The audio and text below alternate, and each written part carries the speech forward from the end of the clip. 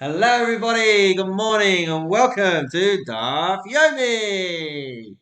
We got a great show lined up for you today. We're going to be doing page 70, Daf Ayin of Masechet Yoma. We're going to get it up for us on the screen over here. But of course, in true Rabbi Nick style, we're going to be starting with the Mishnah that we're going to be talking about, which is found halfway down 68b, Daf Samach Ches Amud Beis. And of course, I've got it for you on the screen there, but we're not actually in the right place, so we're going to scroll down a little bit more over there. Okay, the beginning of the 7th chapter, which we started just a couple of days ago. We are coming to the end. If you'll just give me 1 second.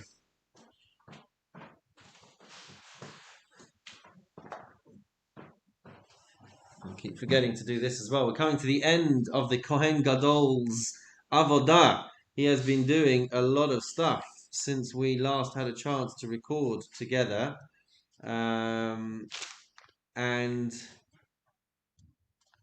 he is coming to the end now of his process. Everything that he would have to do is almost complete. Now I'm on page 565 in the art scroll Machzor. He would run and place the basin of blood on a stand and slaughter the he-goat. Lovingly, he would accept the blood in the holy basin. As was his custom, he would stand at the designated place near the ark, count the sprinklings as he had done with the blood of the bull, and so he would count 1, 1 plus 1, 1 plus 2, 1 plus 3, 1 plus 4, right? Always sprinkling up, and then 1 down as well. He would hurry to the stand and put down his basin and take the bull's blood.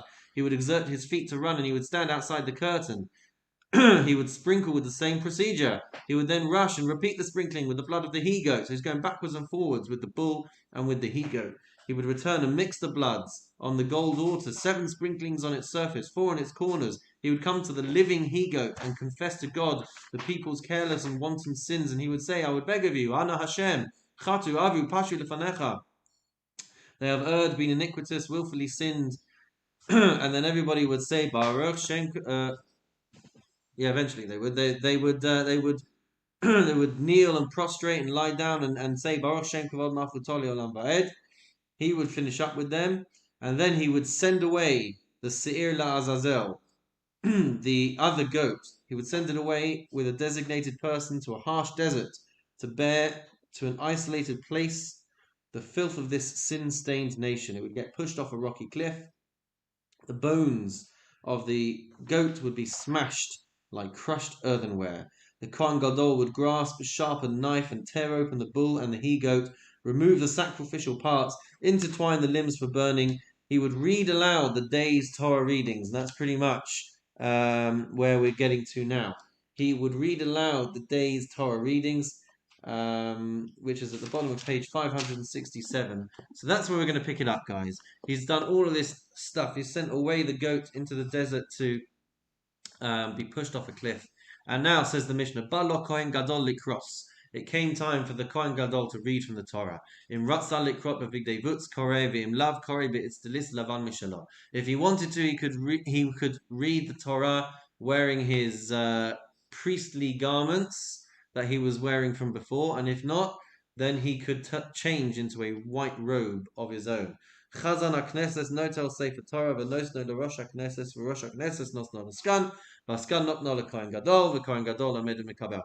So there was this whole procedure of people of important positions passing the Torah scroll from one to another. And then the Kohen Gadol Omed Mikabel Koreh. Then the Kohen Gadol would receive the Torah, and he would read Achrei Mot. He would read the portion of Achrei Mot. Va'ach Ba'asor. He would read the portion of on the 10th day of the 7th month, right? Talking about Yom Kippur. The Golel Sefer Torah. So it's 2 different portions. It's chapter 16 of Vayikra and it's chapter 23 of Vayikra. So there's a bit of a gap there. The Golel Sefer Torah, and then he wraps up the Sefer Torah and he puts it in his lap. And he would say to everybody assembled there, there's more than this in the Torah that I have read for you. And with regards to the portion of Yom Kippur, which appears in, I think, Parshat Pinchas in chapter 29, he would read it by heart. He wouldn't roll the Sefer Torah all the way from midway through Vayikra to midway through Bamidbar. He would read that next part by heart. And then he would say 8 brachas on the Torah. Ala Torah, v'al Avoda, v'al Hahudah. He would make a bracha about the Torah. Which we know, Asher Nasan Lanu Toras Emes, right? V'yala Avoda, and about the temple service, which you can see in Rashi over there, that Hashem should find the temple service pleasing and acceptable. V'al Ha'odah, thanksgiving, which is Modim Anachnu Lach Ad Hatov Lach Lodo, so it's the bracha of Modim that we say. V'al Mechilas Ha'avon, and a bracha for forgiveness and pardoning of our iniquities. Machol la'avonosenu b'yom kippurim hazeh, which we do have an appearance of in our own liturgy as well. V'yal ha'mikdash b'fnei atzmo, and a bracha on the temple, on the base of Mikdash. V'al Yisrael b'fnei Yatzman, and a bracha on the Jewish people. I think that's Habocher b'yamo Yisrael, maybe. V'al Yerushalayim b'fnei Yatzman, a bracha about Yerushalayim, making a bracha about how Hashem has chosen Yerushalayim. V'al HaKohanim b'fnei Yatzman, a bracha on the Kohanim. V'al Sha'ar Tefillah, and then a bracha concerning the rest of the prayer, which finishes with the words Shomei Tefillah. Says the Mishnah, just to finish it off over here, Haroeh Kohen Gadol Kasher Koreh. Person who would see the Kohen Gadol when he's reading from the Torah, it's impossible. It would be impossible for him to also see the burning of the bull and the goat, because they were happening in two separate places. A person who is seeing the bull and the goat burning would not be able to be in the same proximity of the Kohen Gadol who was reading from the Torah. Not because it was not permitted,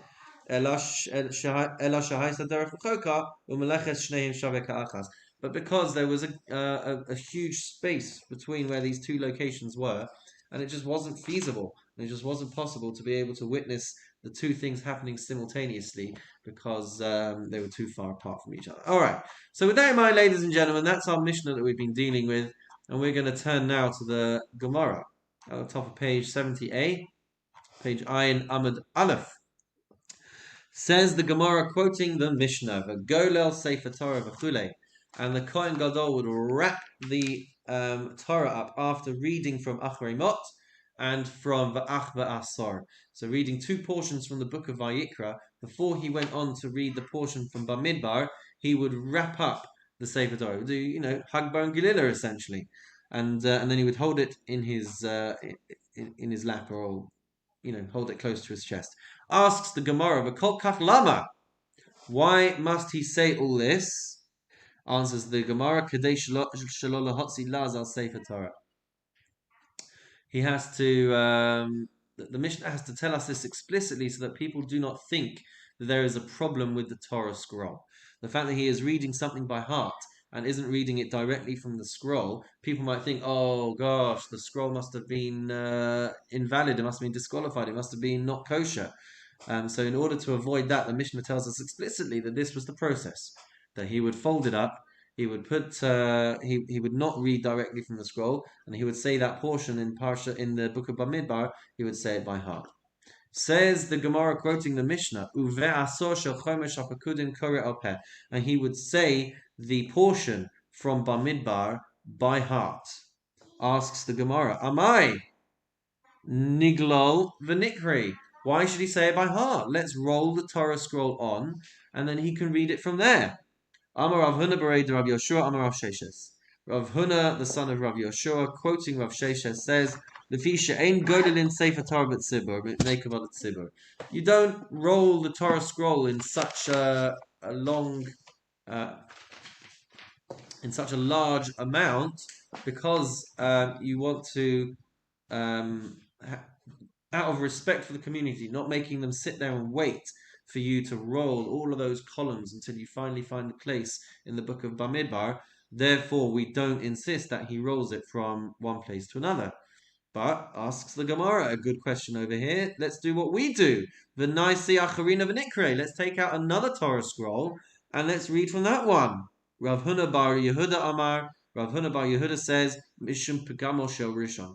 We don't want people to think the first one was flawed and that the first one was blemished. Similar answer to what we saw before. But are we really concerned that people are going to? I missed a bit. Reish Lakish Amar Mishum Bracha She'inat Tzricha. Reish Lakish said it's for a different reason. It's that we don't want to have to cause another bracha to be said unnecessarily. If you take out a new Torah, then you have to repeat the blessings, and therefore it's better that he says it by heart. It's only a small portion anyway. Better to say it by heart rather than create a need for the brachas to be recited again. Asks the Gemara, Michai Shinan Lepgama, are we really concerned that people are going to think the first Torah scroll had a blemish, had a flaw, had a fault that made it not kosher, and so you had to take out another one? V'ha'ama Rabbi Yitzchak Nafcha, didn't Rabbi Yitzchak Nafcha say, Rosh Chodesh excuse me. Rosh Chodesh Teves, Shechal Yos B'Shabbos, if Rosh Chodesh Teves, right, which falls during Hanukkah, was to happen on Shabbos, Mavin Shalosh Toros V'Korid, then you have to take out 3 Sifrei Torah. Achaz bin Yana Shel Yom, you have to take out 1 for the parsha of the day, but Achaz Shel Rosh Chodesh Teves, and you have to take out 1 so that you can read the portion of Rosh Chodesh, but Achaz Shel Hanukkah, and then you have to take out another Torah scroll so that you can read the portion that's appropriate for that day of Hanukkah. So the Gemara says, Tlasa Gavre but Tlasa Sifrei Le Kapagama. If you've got 3 people who are reading from 3 Sfarim, then you're not going to think that there is a problem with any of those Torah scrolls, right? In modern day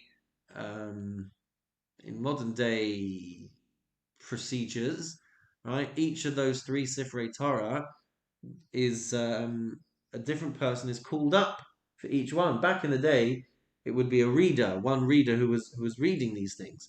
Nowadays, we don't read the Torah ourselves. We have somebody appointed on our behalf, and so we just have different people reciting the brachot.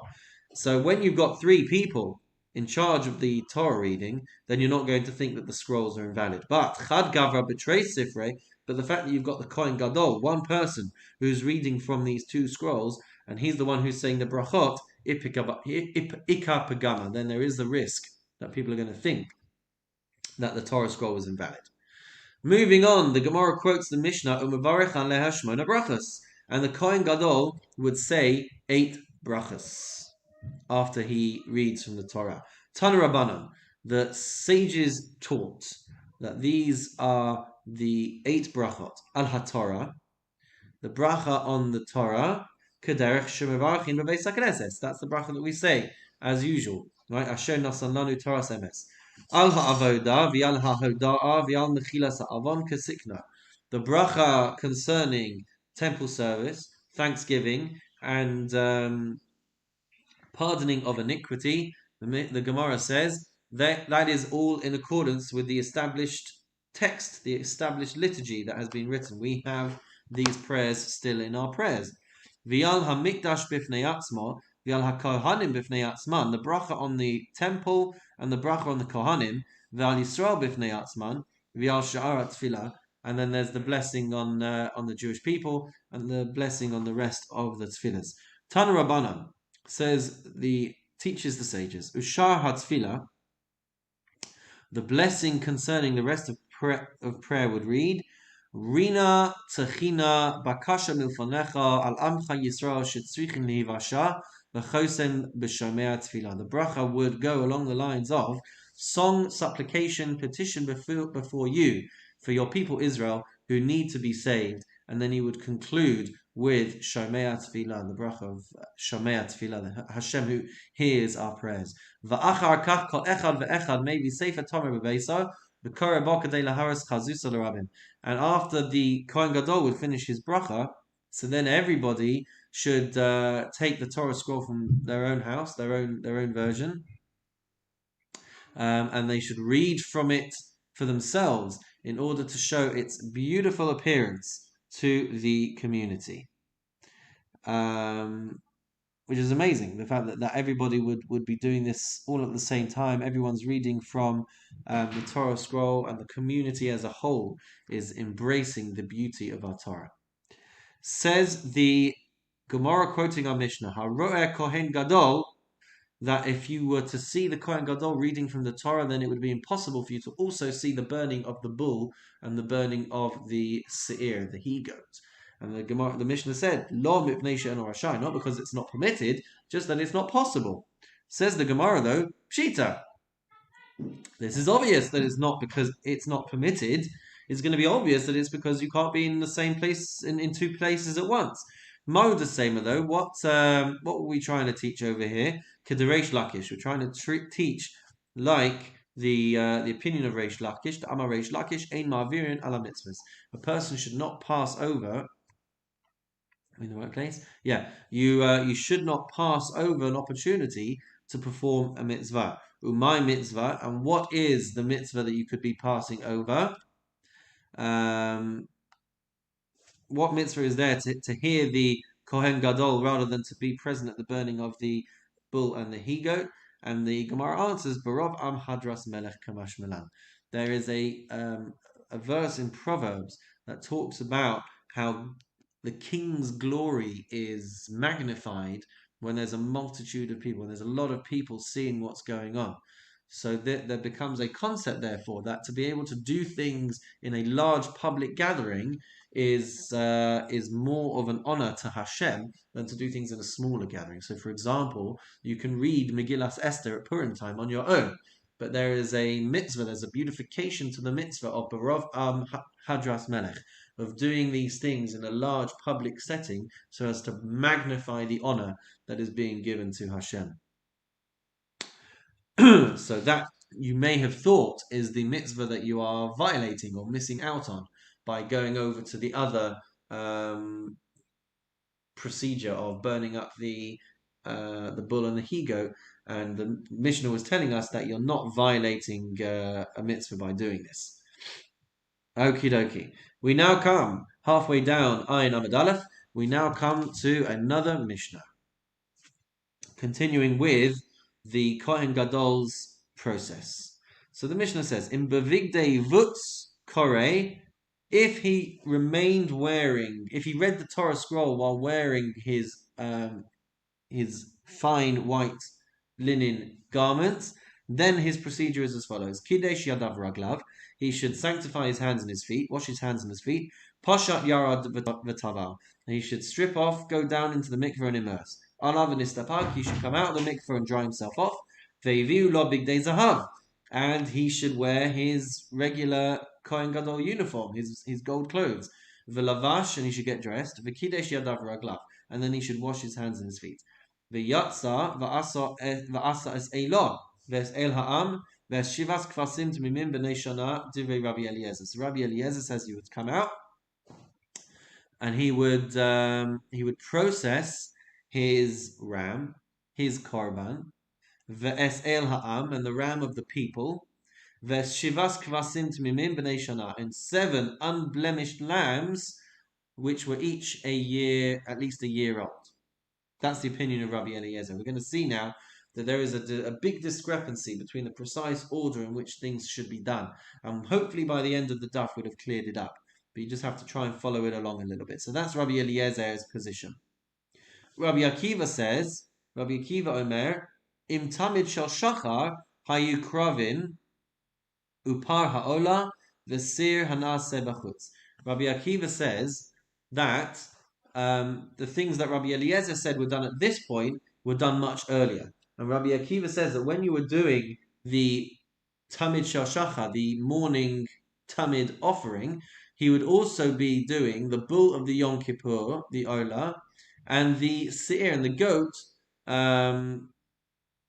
which would be processed outside in the temple courtyard. Oh no, stop! Don't listen to what I said.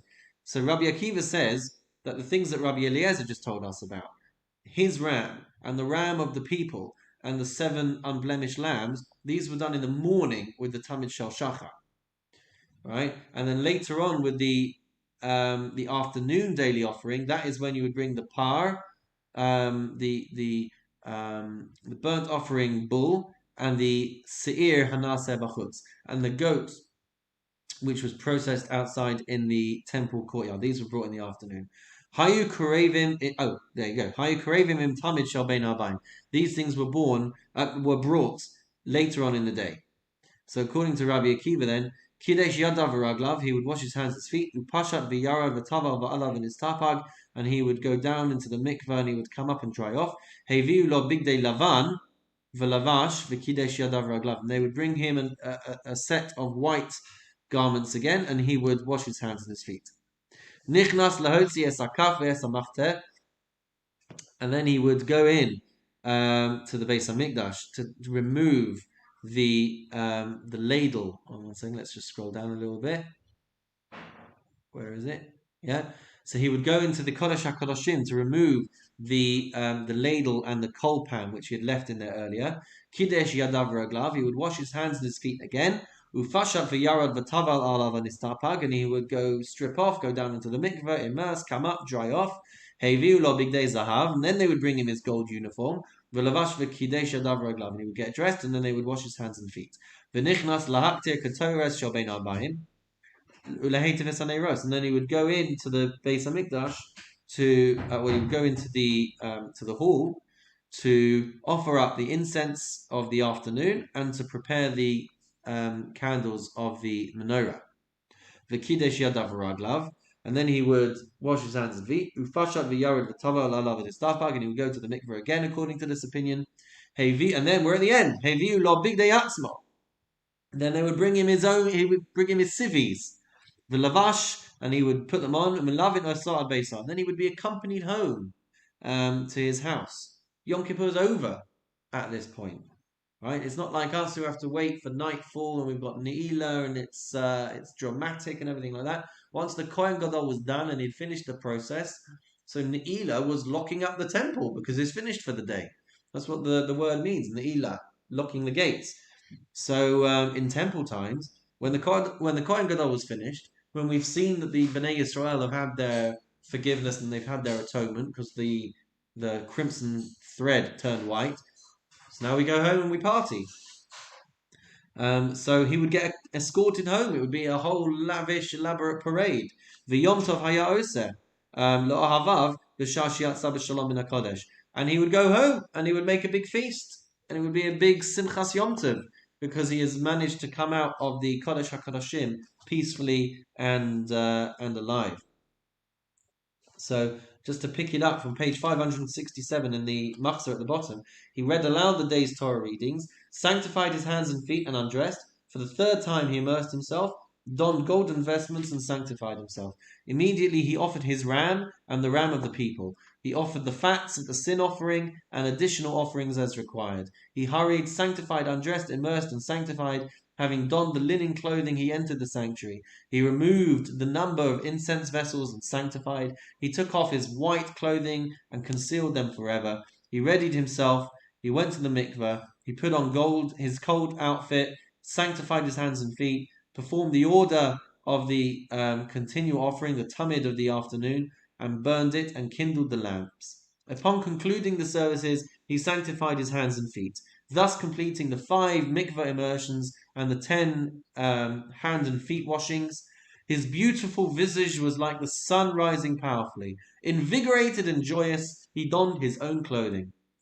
The wholesome nation escorted its faithful emissary to his home. It rejoiced when informed that the scarlet wool had turned snow white. It was adorned with salvation, draped in a garment of righteousness, exuding cheer, expressing pleasure and delight. The loftily distant heavens let flow their droplets of dew, nourishing the furrows of the fields, that they may yield their produce, etc., etc. So that is, when you go through, please God, this Yom Kippur, and you're going through the Musaf and you're seeing this Avodah, it will hopefully have a little bit more familiarity and a little bit more understanding of what was going on, because we literally detail the process just like we have done in the Mishnah over here. The whole thing is laid out for us to relate to and for us to see. Okay, let's turn to the Gemara then, folks. Asks the Gemara, Ibaya lahu. It was asked. The question was asked to the sages. Heichi ka'amar. The Gemara asks, what is Rabbi Akiva trying to say over here with regards to the precise order in which different things were brought? The Gemara says, Im tavid shel shachar hayukravim. Is Rabbi Akiva that the 7 lambs were brought in the morning with the tamid shel shachar, upar ha'ola, and the burnt offering which was a bull, useir hanase bachutz, and the goat which was processed outside in the courtyard, im tamid shel bein arbaim, they were brought with the afternoon offering, or dilma hachi ka'amar, or maybe this is the order according to Rabbi Akiva. Im tamid shel shachar hayukravim, in the morning let's just scroll down. In the morning, the 7 lambs were sacrificed with the tamid shel shachar, upar ha'ola v'hadaihu, and then the burnt offering was burnt as well. Useir hanase bachutz im tamid shel bein arbaim, and then the goat was processed later with the afternoon. So discrepancy over where the bull falls into place. Did it get done in the morning or did it get done in the afternoon? Vasu, and furthermore, par ha'ola le Rabbi Eliezer t'shire eimas avidle. With regard to the bull that was completely burnt up. So according to Rabbi Eliezer, he did not mention the bull. So according to Rabbi Eliezer then, when did it get done? Eimas avidle, when did he do the bull? He didn't mention it. Vasoon, furthermore, we have another question. Bein le Rabbi Eliezer, bein le Rabbi Akiva. Both according to Rabbi Eliezer and Rabbi Akiva, Eimurei chatas eimas avid lehu. The limbs of the chatas that would be put onto the altar, when did he do these? Right, they're not mentioned by either of them. So our Mishnah is extremely vague, and there are bits that are left out, and there are bits that we're not sure when they slot into. So that's what we have to try and figure out, just to hopefully clear a couple of things up over here. So in Parshas Pinchas, right, the Torah tells us about the additional offerings that were specific to Yom Kippur. There was a par echad le'olah. There was one bull that was brought as a burnt offering. There was one ram that was brought as an olah. There were 7 lambs that were brought as burnt offerings, and there was 1 goat which was brought as a chatas. And what we're trying to determine is when these different things are being brought. Okay, so that's what we're trying to figure out over here. When what the precise order was for everything to be brought. So says the Gemara. Amarava. Rava says, Lo mishkachas la maskanta. You're only going to find, says Rava, that the order is going to work. That the order is only clarified for the opinions of Rabbi Eliezer and Rabbi Akiva as follows. So, Lo mishkachas la maskanta. You're only going to find a solution. Ela ola Rabbi Eliezer t'tanad b'dvei Shmuel. Only if it's like the opinion of Rabbi Eliezer as it was taught by the Academy of Shmuel, or Rabbi Akiva Tosefta, or like Rabbi Akiva as it was taught in the Tosefta. So let's see these original sources, these primary sources, so that we can understand what Rabbi Eliezer and what Rabbi Akiva actually held. Says the Gemara, Tana Dvei Shmuel, as it was taught in the Academy of Shmuel, Rabbi Eliezer says, the Kohen Gadol would come out. He would offer his ram, the ram of the nation, and he would burn up the limbs of the sin offering on the altar. Aval par ha'ola, the burnt bull, and shivas kvasim, and the 7 lambs, useir hanaseh bachutz, and the goats which would be burnt up outside and would be performed outside, in Tamid Shel Bein Habayim. These would be done and processed with the afternoon Tamid offering. Rabbi Akiva the Tosefta Maihi. What is the opinion of Rabbi Akiva that's taught in the Tosefta? Titania, as it's taught in the Baraisa, Rabbi Akiva Omer, Rabbi Akiva says, Par ha'ola, the burnt up bull, the shivas kvasim, and the 7 lambs in Tamid Shel Shachar Hayukreven were brought with right at the beginning of Yom Kippur. They were brought with the Tamid Shel Shachar. Shneemar, as it says in the pasuk in Bamidbar, in Parashas Pinchas, Milvad olas haboker asher lo olas hatamid. Besides the morning burnt offering, which is the daily burnt offering, you shall sacrifice these. So that is how Rabbi Akiva knows from the Torah when it was brought. And afterwards, the Kohen Gadol would do the Yom Kippur service, as we've been describing over the last few weeks, turning over to Amud Beis. And afterwards, he would do the se'ir, which would be processed outside. Shneemar, as it says in the pasuk in Bamidbar, again, Parashas Pinchas, Serizim echad chatas milvad chatas haKippurim. 1 goat for a sin offering, besides the sin offering of atonement, and the daily burnt offering, and its meal offering, and their libations. So this is all done at the other end of the day. And afterwards he would do his ram, and ve'el ha'am, and the ram of the people. And after that, he would do the limbs of the korban chatas. And afterwards he would do the afternoon tamid. So that is the opinion of Rabbi Akiva. My time at Rabbi Eliezer. What is the reason for Rabbi Eliezer's opinion? The reason for Rabbi Eliezer's opinion is it says, Aved kedichsiv. Do it as it's written in the Torah. Avid bereisha to Torah's kahanim. Do it first like you see it described in Vayikra.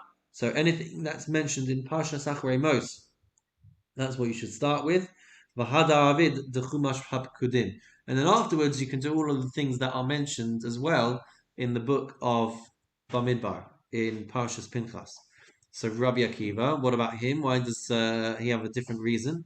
Because as we said, his reason is as we said. The pasuk said, beside the morning burnt offering, right, the tamid of the morning, you should also do these other things. Alma, therefore, musafinim tamid shashach avid lahu. Therefore, according to Rabbi Akiva, the Torah is telling us that the additional offerings of Yom Kippur should be done in the first part of the day. Rabbi Eliezer, but now we have to understand why Rabbi Eliezer doesn't agree with that.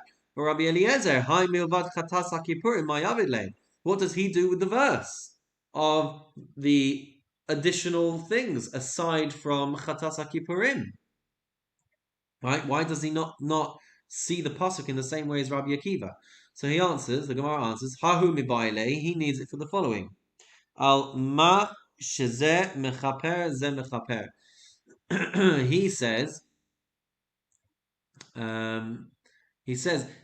that what he uses it for is to derive that for what this one, which is the goat sin offering, the chatas, whose blood is sprinkled inside the Kodesh HaKadoshim.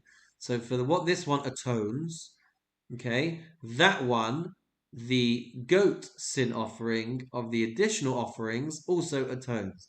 So Rabbi Eliezer says that the goat sin offering atones for the same thing as the additional sin offering, and therefore he doesn't use it for the same thing as Rabbi Akiva. He learns something different from it. Rabbi Yehuda Omer Mishmor. Rabbi Yehuda says, quoting Rabbi Akiva, Echad karev im tamid shel shachar, v'shisha im tamid shel bein habayim. It's a different way, a different opinion of Rabbi Akiva over here. So now we're throwing a third possibility into the mix. And actually, Rabbi Yehuda says that Rabbi Akiva's opinion is that one of the 7 lambs would be offered up in the morning, and the other 6 would be offered up in the afternoon. Rabbi Elazar bar Rabbi Shimon Omer Mishmor. Rabbi Elazar bar Rabbi Shimon says, in the name of Rabbi Akiva. Shisha krevim im tamid shel shachar. 6 of the 7 lambs are burnt in the morning with the tamid shel shachar. Ve'echad in tamid shel bein ha'abayim. And then the 7th one is sacrificed later with the afternoon offering. So we've got now 4 possibilities. 1 of Rabbi Eliezer, 3 variations of Rabbi Akiva's opinion. So it's a whole pickle over here. What is the precise order? Asks the Gemara, my taimahu de Rabbana. What is the reasoning of the Rabbana, of these other opinions of dividing up the 7 lambs? And the answer that the Gemara gives is Trei Kroi Ksivi. There are 2 verses that we're having to balance here, we're having to play with, which are, that means that we have this ambiguity of how to actually process. Kasiv, it's written milvado lasaboker. It's written that there are sacrifices that have to be brought up in addition to the morning offering. Uchsiv, and it's also written in the pasuk in Vayikra, Vayatza va'asa esolasa, that the Kohen Gadol is coming out and he is offering up his olah, his burnt offering, as well as the burnt offering of the people. Hilkach, therefore they learn, Avid minayhu hacha or minayhu hacha. He does part of it here and he does part of it here. And he does part of it at the same time as the verse from Bamidbar, and he does part of it at the same time as the verse from Vayikra. But my kamipalgi. So what are they arguing about here? The fact that one person says to do 1 in the morning and one person says to do 6 in the morning, and then the others in the afternoon. So Rabbi Yehuda who told us that you do 1 in the morning and 6 in the afternoon, he says, Rabbi Yehuda Savar, Avid Chad Kedichsiv Milvado Lasabok. You do 1 as it says in the pasuk to go with the morning burnt offering. Vahada Avid Avodas Hayom, and then you go and do the Yom Kippur service. Dil Machul Shachalish Kohen Gadol. You don't make him do 6 in the morning because maybe he's going to feel too weak to do the Yom Kippur Avodah. So you do 1 in the morning, right? So that you are fulfilling the verse in Bamidbar of having something accompany the morning offering, but you don't do more than that. You do the minimum amount, and then you let the Kohen Gadol do the Yom Kippur service, and then we can go back and do the other 6. Rabbi Elazar Rabbi Shimon Savar. Rabbi Elazar Rabbi Shimon says, Kevan de Ischil, since you have started the process, it's best to do as much as you can. Kevan de Ischil Avid Shisha Dilma Pasha. You should do 6 in case you are negligent and you don't get round to doing the rest later. So better to have most of them done now, rather than not do them later. To Ligabe Avodas Hayom Zarizhu. Because Rabbi Eliezer Rabbi Shimon says we don't have to be worried that he's going to be tired because it's Yom Kippur. So he's going to be energetic to do what he needs to do. To Kule Alma Mihas Chad Ayhu. No, let's not go there yet. Right, so according to Rabbi Eliezer Rabbi Shimon, you do 6 in the morning so that you don't end up getting into complications later. Then you do the Avodah of Yom Kippur, which he's going to be energetic to do anyway because it's Yom Kippur, it's his biggest moment of the year. And then you go back later and you do the other one. The Gemara says, "Dekulei alma mihas chad ayilhu." Nonetheless, everybody agrees that there is only 1 ram for the nation. So, Kaman asks the Gemara, who does this go like? Answers the Gemara, Karebi, goes like Rebbe, to Tanya, as it's taught in a Baraisa, Rebbe Omer, Ayel Echad, that there is 1 ram, as it's stated in the Torah. And the 1 ram we learn out, Ha'amur Khan, Ayel Echad, Ha'amur Khan, Hu Ha'amur B'chomesh HaPekudim. It's the same ayel that's mentioned in the book of Vayikra, that is also mentioned in the book of Bamidbar. Rabbi Elazar bar Rabbi Shimon Omer, Shnei Eilin Hein. Rabbi Elazar bar Rabbi Shimon disagrees. He says there were actually 2 rams. Echad Ha'amur Khan, one mentioned in Parshas Acharei Mos, ve'echad Ha'amur B'chomesh HaPekudim, and one mentioned in Parshas Pinchas in the book of Bamidbar. My Tama de Rebbe. What is the reason for Rebbe? Dichsev Echad, because the verse says there's only 1. For Rabbi Elazar bar Rabbi Shimon my Echad. So what then does Rabbi Elazar, the son of Rabbi Shimon, interpret when the verse says that it's Echad? So he says, Miyuchad shebe'edro, means it should be the best of its flock. Okay, Rebbe, why doesn't Rebbe hold that it should be the best of his flock? Nafkalei mimivchane darecha. he learns that from a different verse, from your choicest vows. That teaches us that all of our korbanos have to be from the best animals that we have. For Rabbi Elazar, Rabbi Shimon. So why doesn't Rabbi Elazar, Rabbi Shimon learn it out from there? Because he says chad b'chova v'chad b'nadava utzrichi. Because the pasuk in Devarim of Memivcha Nedarecha, that's only going to teach us about voluntary sacrifices, that they have to come from our best supply of animals. But for an obligatory sacrifice, we have to learn that, says Rabbi Elazar Rabbi Shimon, from the word echad in the context of Yom Kippur. That teaches us that obligatory sacrifices have to be brought from the choicest animals. I would guess then that Rabbi would just say, no, I learn unequivocally all sacrifices have to be of the best quality, from that verse in Devarim. And therefore that frees up the verse of Echad in the book of Vayikra to teach me that there is only one ram for the nation, and that is the only one that's brought. Sof kol sof. When all is said and done, what comes out from this Gemara is as follows. We go by Rabbi Akiva's opinion, and so if we were to ask ourselves what comes out of this, so we had the bull that is completely burnt up, and we had a disagreement. It's either brought in the first part of the day after the Tamid Shel Shachar, or it was brought at the end of the day before the Tamid Shel Bein Habayim. We had the one ram which was brought as an olah, which was brought in the third segment of the day as part of the ram and the ram of the people, because there was only one ram. And the 7 lambs, either they were brought in the first part of the day with the Tamid Shel Shachar, or they were brought in the third segment with the rams, or they were brought in the 5th segment with the Tamid Shel Bein Habayim. And we have the Se'ir Ezim Echad Lechatas, the sin goat offering, which is either brought in the 3rd or the 5th segment.